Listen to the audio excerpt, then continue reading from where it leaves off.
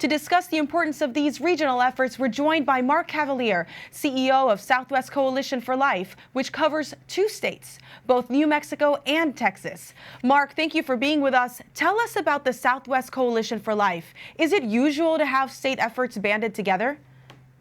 In our unique area, we've always been started in southern New Mexico and the West Texas area of El Paso, which is kind of this one big regional area. So we've seen a lot of growing unity in the years leading up to this, but especially now since the overturn of Roe versus Wade, that it's come down to a state by state. We've really seen, because of the restrictions that are protecting life in the state of Texas, which is amazing, we're seeing a huge influx of women traveling from across the state of Texas, just across the state line into the southern part of New Mexico and Albuquerque, sometimes traveling 16 hours or more. And so we've seen an increase in interstate unity between Texas and New Mexico, as Texas is saying, we need to, help our neighbors in New Mexico, as well as continue to provide more support. So, women don't feel like they have to travel that far and go so far out of their way in the first place. And we've heard that they need care on the other side, depending on what decision they make. I'm sure this weekend's march is different than past years. What motivated you to march in Las Cruces, New Mexico?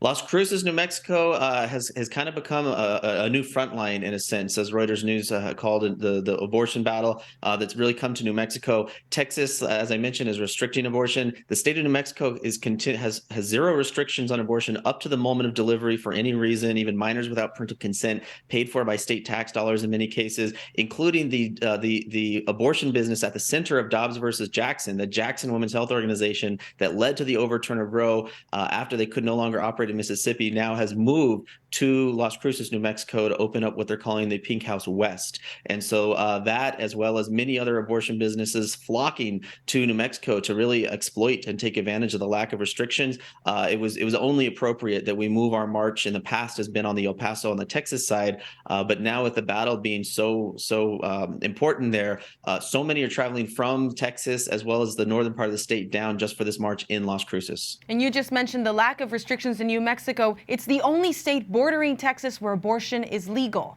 How does that impact your coalition's work?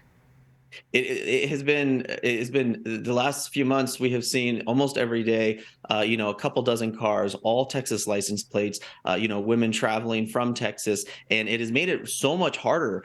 Used to we had a lot of successes in helping change women's minds and present them with alternatives, but so often now they're saying, I got to catch a flight in a few hours. We've already put so much time and invested so much into this travel for this trip, and they feel so much more committed to that decision. It's made it much more harder to reach out to them, which is one reason why we're now opening a new Guiding Star Comprehensive Women's Health Center right next door to this new Pink House abortion location. That's a big challenge. And is border security affecting your work as well? It seems that we talk about women who are citizens of this country, but immigrants are also vulnerable to abortion.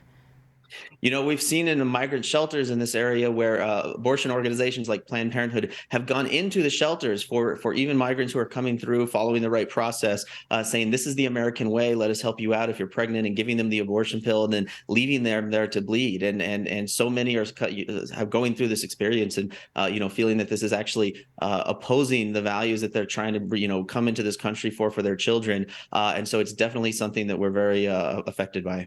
Well, we've talked about the lack of restrictions in New Mexico, but with the abortion bans passed in Texas, is your work there done?